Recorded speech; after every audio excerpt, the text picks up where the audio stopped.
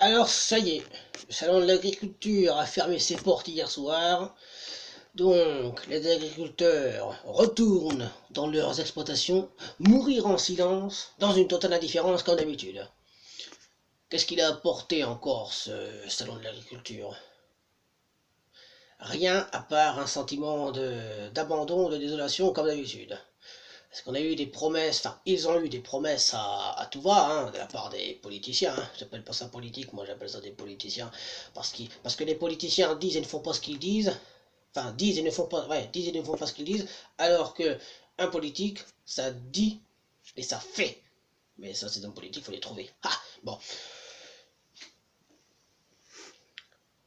On parle du glyphosate.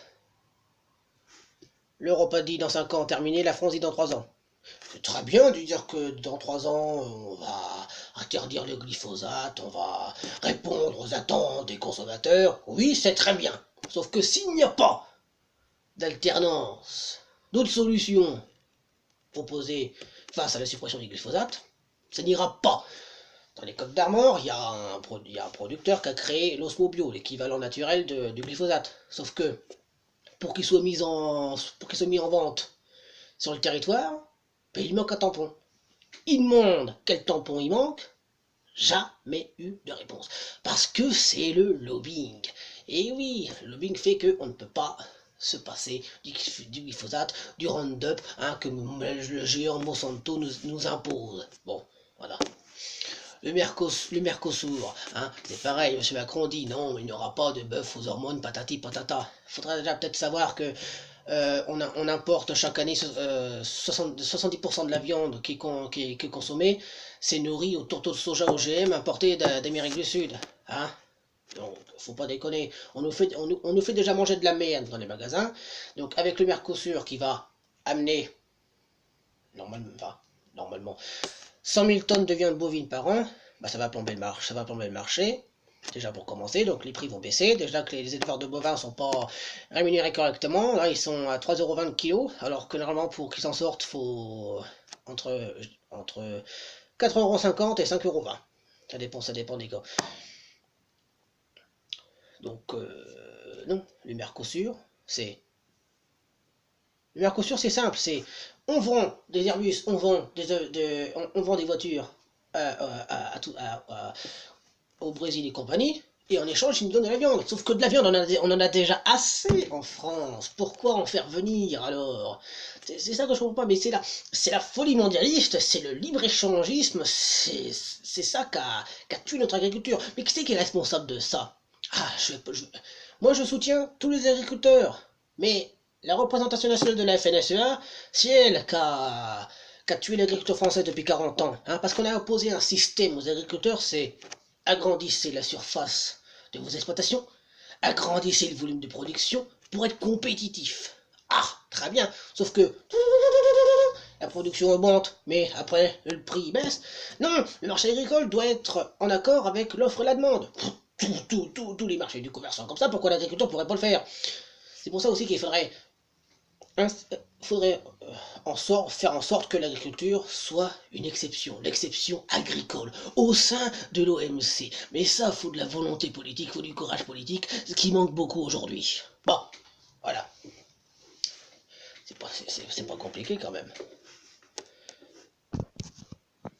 Pareil, la loi sur la loi de l'alimentation, la loi qui va partir, enfin, qui découle des états généraux de l'alimentation, auquel on a fait une grande montagne mais qui accouche d'une petite souris. Hein, bah oui.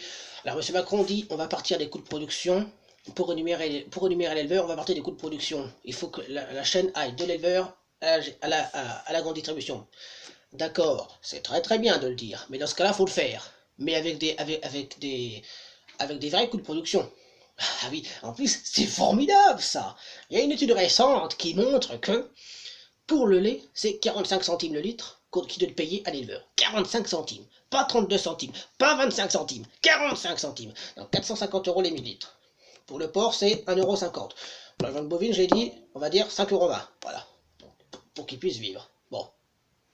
On peut pas le faire? Ah non, parce que Quand on va voir Sodial par exemple, ils disent c'est de la faute à la grande distribution. Je prends des exemples pour Sodial, Lactalis, Laïta, et Terra Lacta compagnie. Hein. Enfin, on va voir les coopératives, ils nous disent c'est de la faute à la grande distribution. On va voir la grande distribution, elle nous dit c'est la faute aux coopératives. Donc c'est de la faute aux deux. C'est tout. Donc, si on veut vraiment que l'éleveur soit rémunéré, on part de ces bases-là. Si on part pas de ces prix-là, ça sert à rien du tout. Mais alors, strictement à rien. Un autre sujet, l'ICHN, indemnité compensatoire d'handicap naturel. Que beaucoup d'éleveurs ont justement dans des territoires où il y a des handicaps naturels. Terre argileuse, rocailleuse, qui est pas faite pour les céréales, quoi, qui est faite plus pour la pâture et compagnie. Hein. Bon, voilà. Et ben, il y a près de 1400 communes qui vont sortir de ces aides-là, quoi. Alors, moi, je me demande, sous quels critères le ministère il révise la carte, quoi.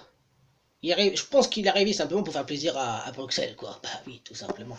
Ah, parce que il y a certains éleveurs qui vont perdre entre 3000 et 10 000 euros par an.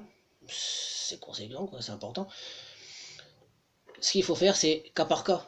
Les chambres d'agriculture, elles vont sur le terrain, elles voient qui c'est qu'on a le plus besoin que d'autres. Ils veulent faire des économies, ben c'est comme ça qu'il faut faire. Et bon, ils ont jamais de bon sens là-haut, hein. Et pourtant, on sait qui c'est qui les élit, hein. Enfin bon, moi je dis ça, je dis rien. Hein. Ah, alors, autre chose, le budget de la PAC, il va peut-être être raboté 15 à 30% de baisse, et il y aurait peut-être plus d'aide aux régions françaises. Mais déjà, il faut savoir que depuis le tournant libéral des années 80 à 90, plus précisément 92, hein, la PAC a perdu de ses prérogatives, c'est-à-dire d'aider la conversion au bio convenablement et l'aide aux petites et moyennes exploitations, quoi. Non, parce que 80% des aides de la PAC vont à 15% des agriculteurs les plus riches. Bon, déjà, j'aimerais bien qu'on me dise la notion des plus riches. Hein. Est-ce que ça serait pour les grands industriels, les grosses coopératives qui prennent ça? Bon, voilà. Alors déjà, ça, c'est une question à se poser. Mais rassurez-vous, M. Macron est ferme, il n'y aura pas de baisse du budget de la PAC. Non, il n'y en aura pas, qui dit.